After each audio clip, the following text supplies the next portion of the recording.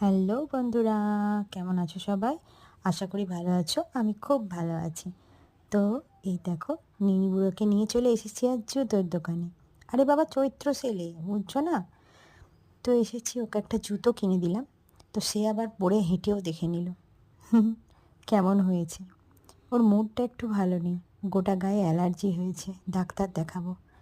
তো এই দেখো, জুতো নেওয়া হয়ে গেল আমাদের। এবার যেতে হবে বর্মশাইয়ের কাছে।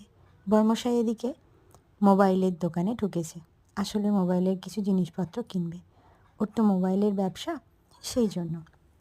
আমি আর ছেলে কেন দাঁড়িয়ে থাকি? ও মা, একটা ছবিই তুলে নাও।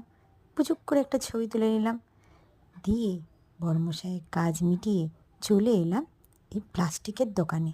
ওই বলল, চলো, কিছু নেবে তো কিনে নাও। মা, বোতল নেব। আমার তো আবদারের শেষ নেই। বোতল কিনে দাও, এটা কিনে দাও, সেটা কিনে দাও। তো যাই হোক, এই বোতলটা পছন্দ হলো। বোতল, বাথরুম পরিষ্কার করা, ছেলের কেল বক্স, অনেক কিছু কিনে নিলাম। বলছে যখন ছাড়বো কেন? কেউ ছাড়ে বলো তোমরা? তো ও তো শুধু ঘড়ি দেখে যায়, আসলে জানে না ঘড়ি দেখতে। এই দেখো, কত কিছু কিনে দিয়েছে। কি মজা! বেশি কথা না বলে বাড়ি যাবো এবার। তো চললাম। এটা কি বলো তো? কেউ কেউ জানো এটা কি? আর আমি কোথায় এসেছি সেটাও বলো। তো চললাম এবার বাড়ির পথে। কিন্তু জানো, লস্যির দোকানের পাশ দিয়ে এসেও একটুও খাওয়ালো না।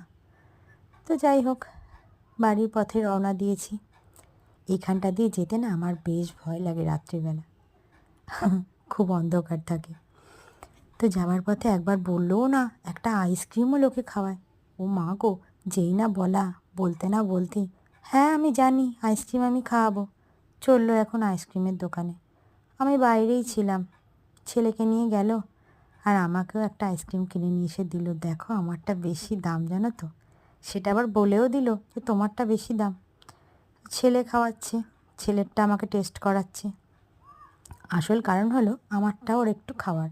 সে তো আমি ওকে দেবোই, মা হয়েছি, দেবো না বলো?